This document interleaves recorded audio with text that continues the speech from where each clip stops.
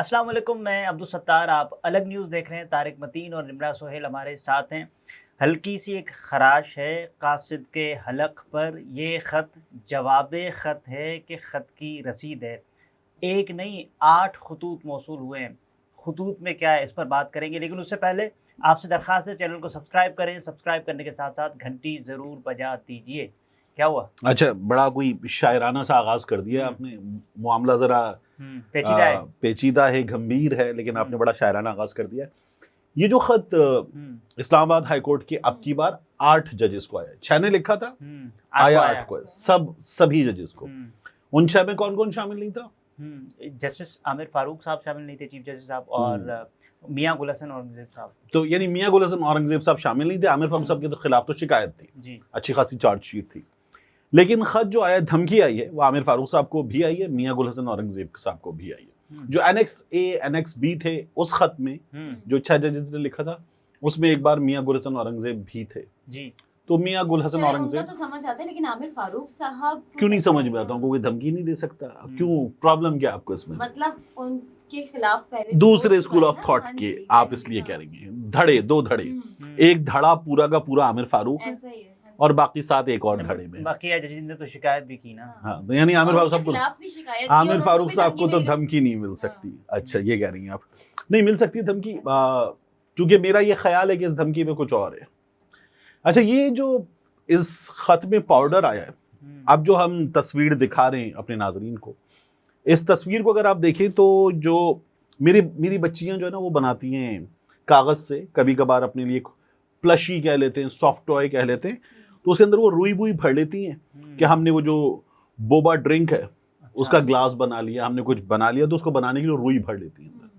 تو وہ ایسے پھولا ہوا تھا جیسے وہ بچوں کے بنائے ہوئے کھلونے ہوتے ہیں، تو اس کا مطلب ہے پاؤڈر اچھا خاصا ڈالا گیا تھا۔ مطلب جس کے سینے میں اینتھریکس مہنگا پاؤڈر ہے، خطرناک پاؤڈر ہے، تو یہ اچھا خاصا بھر دیا گیا تھا۔ خط بھیجنے والا کون ہے؟ ریشم وقار ہیں۔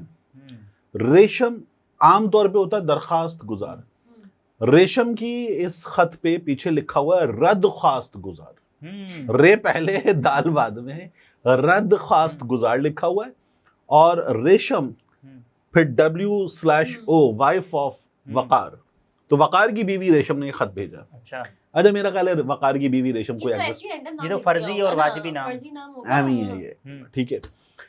اب یہ جو ایک خط کھولا گیا، کیونکہ دیکھیے آپ کے پاس محسن اختر کیانی صاحب کی یا دیگر ججز کے خطوط کی تصویریں ہیں، یہی سوال ہو رہا ہے نا کہ سوشل میڈیا پر۔ ہاں، مطلب عام طور پہ خط آئے گا تو کیا آپ تصویر کھینچتے؟ ایسا ہی ہے، لیکن چونکہ ایک خط کھولا گیا، پاؤڈر ہاتھ پہ لگا، جس کے ہاتھ پہ لگا، تاکہ سند رہے، ہاں، جب جس کے ہاتھ پہ پاؤڈر لگا آنکھوں میں گیا تو انہیں جلن ہوئی، تو پھر ہوا کہ رک جاؤ، باقی مت کھولو، سب کو۔ یہ بھی ہے نا کہ تصویر پہلے لی گئی ہو اور یہ بات بعد میں سامنے آ گئی ہو کہ خطوط آئے ہیں، کیونکہ دیکھیے یہ دفتر کے پتے پر آئے ہیں، ایک ایسے ماحول سب پر ایک ہی پتہ ہے، دفتر کے پتے پر آئے ہیں۔ دفتر کے پتے پر آنے والے یہ خطوط جب دفتر نے بھی دیکھا ہوگا کہ یہ سبھی ججز کو آ گئے ہیں، تو ممکن ہے دفتر کے اہلکاروں کے بھی کان کھڑے ہوں کہ یہ کیا ہوا ہے۔ تو ایک خط بہرحال کھولا گیا، اس میں سے مرچیں، آنکھوں میں بھی ہاتھوں میں بھی جلن، اس طرح کا جب ہوا تو فوری طور پر چھپا کے مارو، واش کرو، اور اس کے بعد ہینڈ سینیٹائزر وغیرہ اپلائی کرو، اور پھر ایگزامن بھی کروا لو۔ یہ ہو گیا۔ اب خط کی دوسری سائڈ پلٹیں، ریشم وقار کے ساتھ فرنٹ سائڈ، تو عامر فاروق صاحب والا جو اب جو ہم تصویر دکھا رہے ہیں، یہ عامر فاروق صاحب والا خط ہے، چیف جسٹس عامر فاروق صاحب۔ اس پہ ایک ٹکٹ لگا ہوا ہے، قائد اعظم کی تصویر والا، محکمہ ڈاک کا ٹکٹ 30 روپے والا۔ اب عام طور پہ جب آپ ٹی سی ایس سے بھیجتے ہیں، فیڈ ایکس سے بھیجتے ہیں، MNP سے بھیجتے ہیں، لیپرڈ وغیرہ سے، تو وہ ود ان دی سٹی بھی کوئی 150-200 روپے کم از کم لے لیتے ہیں، اور اگر دوسرے شہر میں جاؤ تو زیادہ پیسے لگتے ہیں۔ یہ 30 روپے اسٹینڈرڈ، میں نے پھر جب یہ دیکھا 30 روپے والا، عام طور پہ ہم استعمال ہی نہیں کرتے نا کوئی اور پاکستان پوسٹ وغیرہ، تو اس لیے مجھے ان کے ریٹ نہیں پتا تھے، اور باقیوں کے بدلتے رہتے ہیں بڑی تیزی سے، مہنگائی بہت ہے۔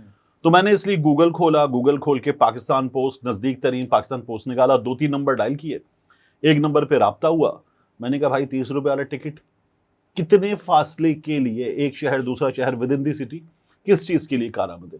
انہوں نے کہا اگر خط بھیجنا ہے ایک لفافے میں رکھ کے تو 30 روپے والا ٹکٹ جو ہے پورے ملک کے لیے اسٹینڈرڈ ریٹ ہے۔ یعنی 30 روپے کا مطلب یہ ہے کہ یہ خط کراچی سے اسلام آباد بھی پہنچ سکتا ہے اور یہ اسلام آباد سے اسلام آباد بھی پہنچ سکتا ہے. یہ اسٹینڈرڈ ریٹ ہے. اچھا وہ جو ایک اسٹیمپ ہے اس اسٹیمپ پہ کچھ خاص پتہ نہیں چل رہا کہ کس ڈاک خانے سے انیشیٹ ہوا ہے. ٹھیک ہے, اب یہاں تک بندے کا پتہ چل سکتا ہے نہیں چل سکتا؟ 2 پاسبلٹیز ہیں. ایک بندہ گیا اوور دا کاؤنٹر کسی ڈاک خانے میں, اسٹیمپ سے وہ ڈاک خانہ نکلے, اس ڈاک خانے کی جو ٹریسز ہیں ٹریس ڈاؤن کیا جا سکتا ہے. اس ڈاک خانے میں یہ کس نے جمع کروایا, جب یہ جمع کروایا تو اس وقت کے سی سی ٹی وی کیمرہ وغیرہ انٹری وغیرہ, کیونکہ وہ پھر انٹری میں تو تمام نمبر لیے جاتے ہیں, یہ ہو سکتا ہے. مطلب انکوائری کروانا چاہے تو ہو سکتی ہے. دوسری پاسبلٹی کیا ہے, فنگر پرنٹس بھی تو ہے نا. ہاں فنگر پرنٹس میں کہہ رہا ہوں, پھر تو بندے تک جائیں گے نا, اب تو اس کا ایک پروسیجر ہے. دوسری پاسبلٹی آسان ہے. دوسری پاسبلٹی یہ ہے کہ آپ نے خط پکڑا اور خط پکڑ کے وہ جو لال ڈبہ لگا ہوتا ہے اس لال ڈبے میں ڈالا, اندر ڈاکیا بھائی صاحب آئے اور انہوں نے آ کے تالا کھولا. اس دن کی ڈاک جو ہے وہ 12 بجے نکال کے نزدیک ترین جو ڈاک خانہ ہے جس کی ان کی ڈیوٹی ہے اس ڈاک خانے میں دے دی. وہاں سے اس کی ہوئی چھانٹی, یہ دوسرے شہر کا ہے, یہ اسی شہر کا ہے, یہ اس علاقے کا ہے, ڈاکیوں کو بانٹنے کے لیے, اور وہ چھانٹی ہونے کے بعد پہنچا دیا گیا. یہ 2 پاسبلٹیز ہیں بھیجنے کی. ان 2 پاسبلٹیز پاکستان میں دوسری پاسبلٹی بھی تو بہت مشکل ہے. کسی نے ایک لال ڈبے میں ڈال دیا. لوگ یہ تصور کرتے ہیں کہ آپ ایسے ہی ڈاک خانے میں خط لکھیں اور اس کے بعد وہ پہنچتا نہیں ہے جو آپ کا مطلوبہ پتہ ہوتا ہے, تو یہ بھی لوگ تصور کرتے ہیں. نہیں پہنچتا ہے یار. اچھا پہنچ گئے, نامعلوم پتہ ہے نا. ہاں نامعلوم پتہ ہے نا. ٹھیک ہے, تو یہ تو پہنچ گئے اپنے پتے پہ پہنچ گئے. ٹھیک ہے, اب آگے کیا ہوگا؟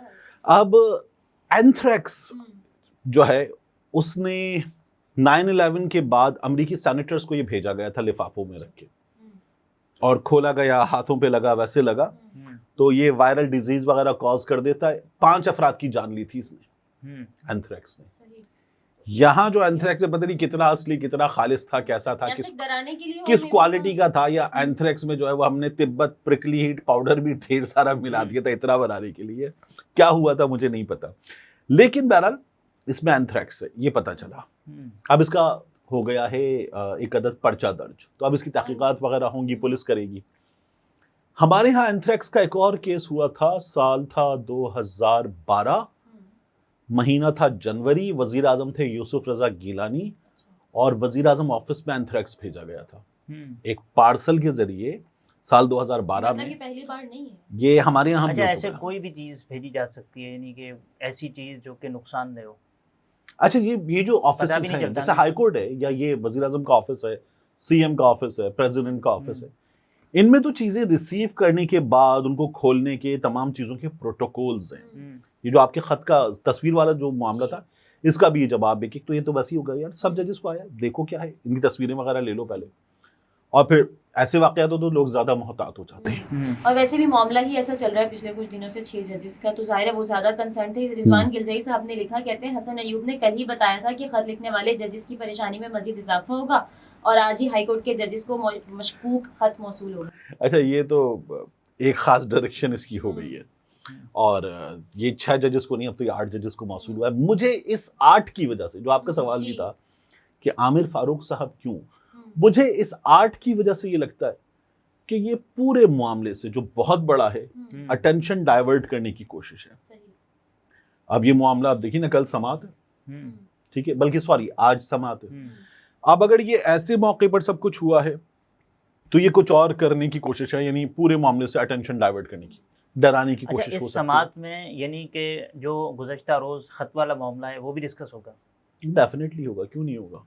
ابھی تو ایک اور چیز ہوئی ہے, قاضی فائز عیسیٰ صاحب نے ایک سماعت میں کہا ہے کہ ہم اپنا یوٹیوب چینل بنا لیتے ہیں. اچھا, اور نہیں, انہوں نے یہ کہا کہ ہم اپنا یوٹیوب چینل بنا لیتے ہیں کیونکہ عجیب و غریب رپورٹنگ ہو رہی ہے. انہوں نے ایک اصطلاح بھی استعمال کی کہ یہ جو ہے رپورٹنگ ٹھیک نہیں ہے, اور انہوں نے کہا ہم اپنا یوٹیوب چینل بھی بنا لیتے ہیں. لیکن سپریم کورٹ کا ہے نا یوٹیوب. مجھے اس میں ایک اور چیز ہوئی کہ یہ بھی ہونا چاہیے تھا کہ قاضی فائز صاحب کہتے ہیں کہ ہمارا جو یوٹیوب چینل ہے اسے سبسکرائب کر لیں, بیل آئیکن پریس کر لیں, گھنٹی کا بٹن دبا دیں, اور لائک کریں, شیئر کریں, کمنٹ کریں, الگ نیوز کو بھی کر لیں. جیسے میں کرتا ہوں نا اپنی ویڈیو میں, تو میں کہتا ہوں الگ نیوز کو بھی سبسکرائب کریں. اسلام آباد ہائی کورٹ والا بھی کر لیں. ہاں اسلام آباد ہائی کورٹ والا بھی کر لیں. تو اچھا بہرحال ایک تو اس کی سماعت لائیو ہونی چاہیے. یہ میں دیکھنا چاہوں گا کہ یہ جو ججز والا معاملہ ہے اس کی سماعت براہ راست آئے. لیکن آپ کو لگتا ہے کہ اس کی ہوگی براہ راست؟ مجھے لگتا ہے اچھا یہ کہا جائے گا کہ صاحب دیکھیں سیکیورٹی کا معاملہ ہے, مجھے لگتا ہے کہ نہیں ہوگی. میں غلط بھی ہو سکتا ہوں, اللہ کرے کہ میں غلط ثابت ہو جاؤں, آمین. اور آپ کی یہ خواہش ہے کہ لائیو ہو. دیکھیے بات یہ ہے کہ ہمارے ملک کی خفیہ ایجنسی ISI پر الزام ہے کہ اس نے ہمارے ملک میں اسلام آباد ہائی کورٹ کے 6 آئینی عدالت کے 6 اہم ترین ججز کو بڑے بڑے معاملات میں ڈرایا ہے, دھمکایا ہے, ان کے رشتہ داروں کو اٹھا کے ان پہ ٹارچر کیا ہے. اب میں بحیثیت پاکستانی اس کے تمام پہلو جاننا چاہوں گا. میں یہ نہیں چاہوں گا کہ ایک رپورٹر پرو PMLN ہے, ایک پرو PTI ہے, وہ اپنے حساب سے چیزیں نکال کے لا رہے ہیں. میں خود اس کو اور جیسا ہے ویسا دیکھوں اور مجھے جو رائے قائم کرنی ہے قاضی فائز عیسیٰ کے بارے میں, ججز کے بارے میں, وکیلوں کے بارے میں, اس پورے معاملے کے بارے میں وہ قائم کروں. مجھے پورا یہ ایز اٹ از ملے. مجھے یہ چھن کے طارق متین کے باعثنس کے ساتھ, حسن ایوب کے باعثنس کے ساتھ, صدیق جان کی باعثنس کے ساتھ نہ ملے. صدیق جان تو خیر نہیں مل سکتا کیونکہ وہ اعتکاف میں بیٹھ چکے. یا مجھے یہ عمران ریاض کی باعثنس کے ساتھ نہ ملے, یہ مجھے ایز اٹ از ملے. تو میں یہ چاہوں گا کہ اس کی لائیو کوریج ہو. مجھے امید ہے کہ ہوگی, مجھے ڈر ہے کہ نہیں ہوگی. اچھا, امید اور ڈر کے بیچ میں ہم آپ سے اجازت چاہتے ہیں. پھر ملاقات ہوتی ہے. اپنا بہت سارا خیال رکھیں. اجازت دیجیے. اللہ حافظ.